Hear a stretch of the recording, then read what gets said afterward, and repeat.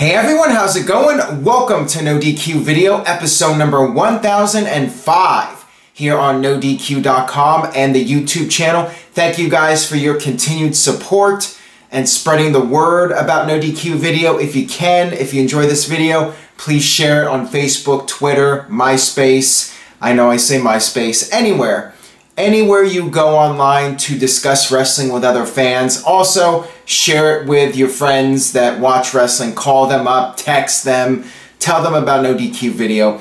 And don't forget, this Sunday, WWE No Mercy. I will be there in Los Angeles. We have a meetup scheduled right before the pay-per-view. There will be a link in the description box where you can RSVP. If you're anywhere in Southern California, you can come stop by and meet up with us.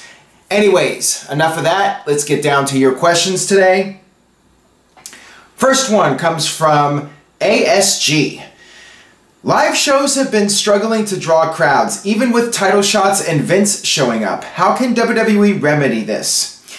Great question. I wish I knew the answer. I'm sure people in WWE wish they knew the answer.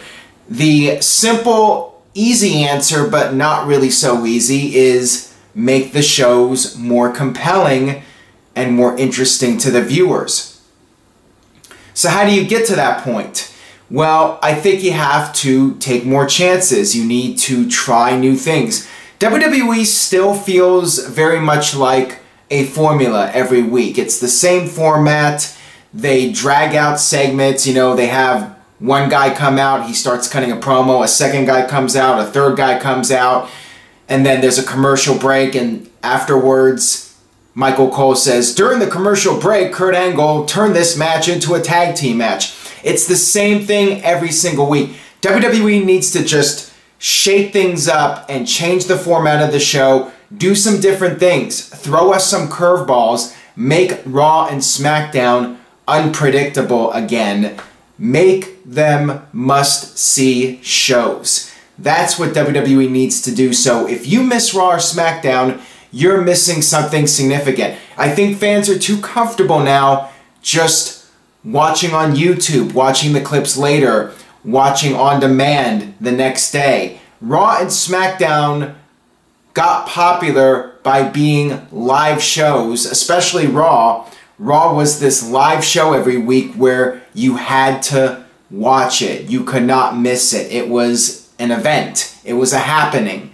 And now it just doesn't feel like that anymore. So I think that's a big problem. There are other smaller issues like bring back Pyro. Raw should feel like a larger-than-life rock show. The little things like Pyro make a difference. I think in the subconscious mind, when you see Pyro, you consider what you're watching to be a big deal. And I think that that's very important. I think the announcing needs to improve. I think Byron Saxton is not cutting it. I think these other guys like Booker T are not cutting it. You need some better announcers. And I just think the entire brand needs an overhaul. It needs some sort of change. And you need to experiment and try new things. But again, it's not as easy as it sounds. And to the credit of WWE writers, they do produce a lot of compelling television at times, but there are other times when it's not so compelling, and right now it feels like WWE is in a down period, and maybe they just need to step things up, get some fresh people in there with new ideas, new innovations, and just try different things. And the same can be said for TNA as well. I mean, that's what TNA needs if they have any chance of being able to make a difference in the industry again. WWE, they will continue to be profitable, but how profitable depends on them and their willingness to think outside the box and do some new things creatively. This one comes from Marcus. Is Charlotte versus Ronda Rousey a big enough match to main event WrestleMania? I know people in WWE would like to have a women's match main event WrestleMania, and I've gotten this question before. I would say the only chance of this happening anytime soon, if ever, is if Ronda Rousey is doing a match at WrestleMania. I know some people out there think she's over the hill, it's too late, but I still think if Ronda Rousey gets in the ring at WrestleMania, that is worthy of being the final match of WrestleMania, being the main event, because she still has some name value. Keep in mind, Mike Tyson made a huge difference to WWE well after he was past his prime. He still had that name value, and I think the same thing applies to Ronda. And the novelty of a women's match main eventing WrestleMania, you need the celebrity. Ronda Rousey is the celebrity. And I think Charlotte Flair would be a great opponent because she is Ric Flair's daughter, and that would be appealing to the younger fans, not just the younger fans, but the older fans as well, and people that haven't been watching wrestling, people that used to remember Ric Flair, or casual fans that remember Ric Flair. These people will be invested, and I think it would generate good mainstream coverage. So I think that is one of the few women's matches that could potentially main event WrestleMania. Yeah, Ronda versus Stephanie could too, but I think Charlotte and Ronda is the way to go. If they're going to ever do a women's match in the main event spot at WrestleMania, that is the match to do. This one comes from Baker Christian. If Cody Rhodes does return, when do you think it would be ideal for him, and how would you book him? That's a great question. People have asked me about Cody Rhodes possibly being at Starrcade, teaming with Goldust. I don't think him coming back at a house show is the way to go. I'm not sure if now is the right time. I do think Cody Rhodes will be back in WWE one day. I don't think it's a matter of if, I think it's a matter of when. I just think it needs to be the right timing for him.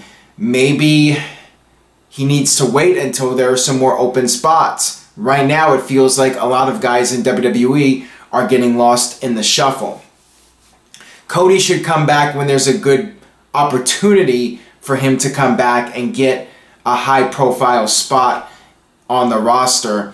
And if he does come back, I think he should come back as Cody Rhodes. No Stardust, no BS, just let him be himself. Let him do his own thing. Let him do what feels, to use a phrase from Dustin Rhodes, what is natural for him.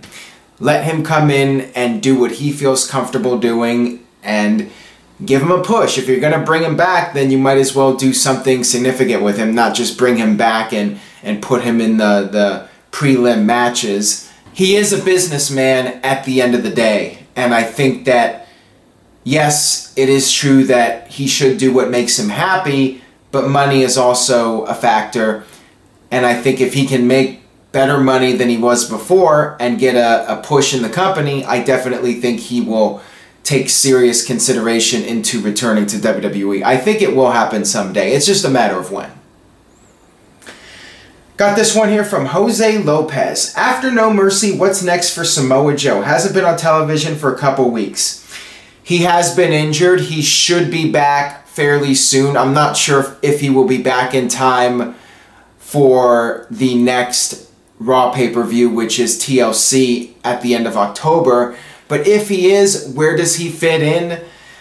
I'd like to see him in the main event picture. They could do Joe versus Reigns again. They could do Joe versus Strowman. There's a lot of possibilities. If he's not going to be in the main event picture, I'd like to see him in the IC title picture. Maybe do Samoa Joe versus The Miz. Turn The Miz babyface and have Joe go after the IC title and become the IC champion. Regardless, I hope Joe does come back and gets a big push when he returns and isn't just another guy there. I think Joe has the potential to be a major star in WWE for years to come. So it's unknown at this point what's going to happen with him, but I do hope that he's put in some sort of high-profile feud when he comes back. This one comes from DJ Whitey. Ayo, if WWE knew Bayley was coming back, why not just make it a 5-way from the start? Just throwing her in last minute is lame. WWE might not have known she was going to be back until recently. I think that when she got hurt, it was expected that she was going to miss this pay-per-view. She wasn't going to be back until October, so I think she came back a little bit sooner than what was initially expected, which is great for Bayley, no doubt. So I guess they made the call when she was cleared to return to throw her into the 5-way. The general consensus right now is that the Raw women's division is pretty weak, and that's why Asuka is coming to Raw, and they're not really interested in pushing the other women that are there, like Mickie James. So the idea is that if Bayley's available, they need all the star power they can get for the women's title picture, so why not put Bayley right back into the mix and try to make the match as big as possible. So I think that that's what they did. They just decided to capitalize on Bayley being cleared sooner than expected. This one comes from SCW Wrestling Channel. And speaking of the women's division in WWE, is Summer Rae still employed with WWE, and how would you book Paige's return to Monday Night Raw? Summer Rae is in fact still with WWE. For how long, I don't know. It doesn't seem like they're really doing anything with her. She's not on television, either on Raw or SmackDown or even on Total Divas. It just feels like they have completely given up on her, and there's no real desire in the company to push her or do anything with her. As far as Paige goes, if she comes back, and maybe she will come back, that is still a big question mark. But if WWE decides to invest in her once again, I think it's better for her to be on SmackDown at this stage of the game, especially with Asuka going to Raw. I think Paige would be able to make more of an impact on SmackDown if she comes back. So we'll see what happens. I know she was previously on Raw, but she's been gone for over a year now. They could easily just have her go over to SmackDown without having to really explain things. They can just say her contract ran out and she signed a new one. They could say any number of things. It really doesn't matter. But I think personally she's better off on SmackDown than Raw. This one comes from Mr. Taxi TM. If Paige's movie turns out to be a huge success, do you think WWE would still keep her? If so, how big of a push would she get? I think that that is one of the determining factors if WWE is going to invest in her again. It's The Rock's movie. If it wasn't for The Rock's movie, I don't think WWE would even consider bringing her back with all the drama in her personal life with Alberto El Patron. But The Rock's movie, The Rock has a lot of pull in WWE, and I think WWE will give her a second chance. The movie, if anything saves her, if anything helps her get back on WWE television, I think it's that movie. And we'll see. I mean, she was at the Performance Center, and it appears that she's cleared and ready to go finally. So we'll see if WWE reintroduces her and gives her one more chance. I think a lot of people would argue that she does deserve another chance in WWE, and as long as she can go out there and do her job and her personal life isn't affecting her ability to perform, then I see no reason to not bring her back. It just depends on if she can show up to work and not let her personal life get in the way of doing her job. This one comes from Mr. Yuck. Should Lord Alfred Hayes or Sean Mooney be inducted into the WWE Hall of Fame? Sean Mooney, probably not. I really don't see any good reason to induct him. He was just the guy that people remember as doing the live event center. He had a few moments, but it wasn't like his departure from WWE made any real difference. You know, he was just the guy. Lord Alfred Hayes was an entertaining persona, but again, it's not like he was a major factor in WWE. He was there for a while. Some people remember him fondly, but I really don't think, if the Hall of Fame is supposed to be very prestigious, then neither guy would go in. But knowing WWE, if they want to create a feel-good moment, or somebody can convince Vince to induct one of them, I think Vince would go for it if Vince could be talked into it. This one comes from Marcus. Long time since I last asked you a question on episode number 885. What is your favorite match outside of WWE? Cheers from Norway. The first match that comes to mind is the Unbreakable match in TNA from 2005, which was AJ Styles versus Samoa Joe versus Christopher Daniels. I think that that would be my all-time favorite non-WWE match from TNA. From WCW, there are a couple that stand out to me. I really like the Hogan-Goldberg match on Nitro where Goldberg won the world title. The Sting DDP match from Nitro Spring 99 when Sting won the world title. Ric Flair versus Vader from Starrcade 93. The tag team match, Cactus Jack and Max Payne against the Nasty Boys from Spring Stampede 94. So there are a few matches out there that I really enjoyed that were not in WWE. And going back even further into the 80s, of course, Ric Flair and Ricky Steamboat's trilogy, Magnum TA versus Tully Blanchard, the Steel Cage I Quit match. There were a lot of them, actually. You know, those are the ones that I can think of off the top of my head, though, of best non-WWE matches. And then, of course, all the matches in Japan, Kenny Omega and Okada, of course, and there's a bunch of other ones, but, you know, other ones that I'm not thinking off the top of my head, but those ones I mentioned, that's a good starting point right there. This one comes from NoDQ Rules. Years down the line, what trio group would people say was better and made more of an impact, New Day or Shield? I really hope the Shield. If people say New Day was a better group than the Shield, I would say, what are you smoking?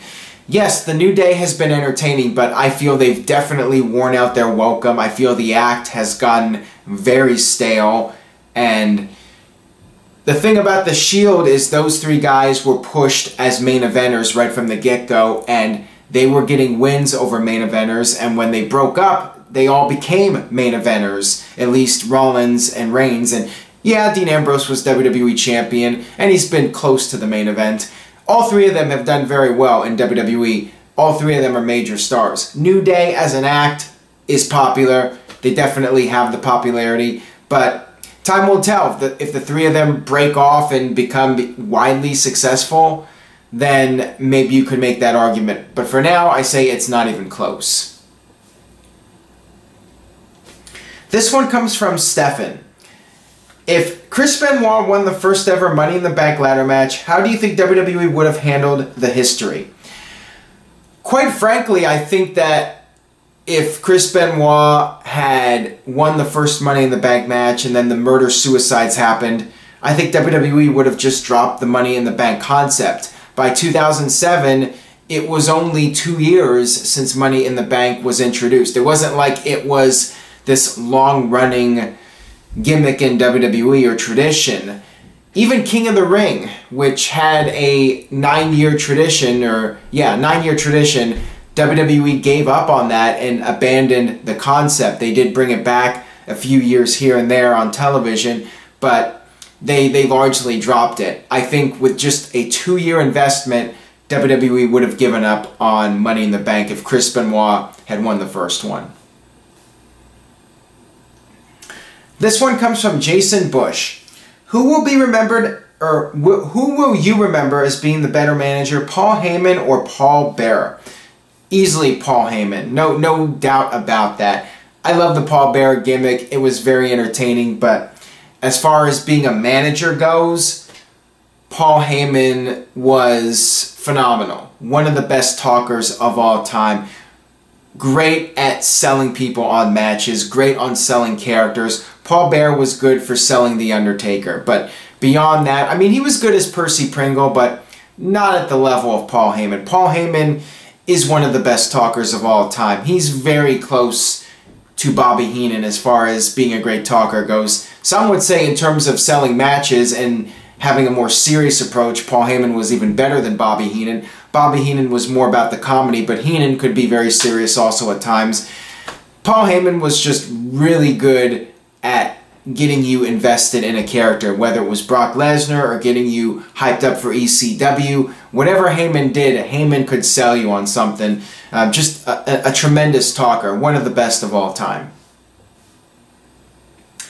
That'll wrap it up for this edition of NoDQ Video. Thank you all for watching. Stay tuned to NoDQ.com this weekend. I will be doing some live videos, hopefully one with Jeff Meacham, maybe one with Interstate Kyle as well. Stay tuned to the YouTube channel at NoDQ.com. I will see you guys after No Mercy for another edition of NoDQ Video.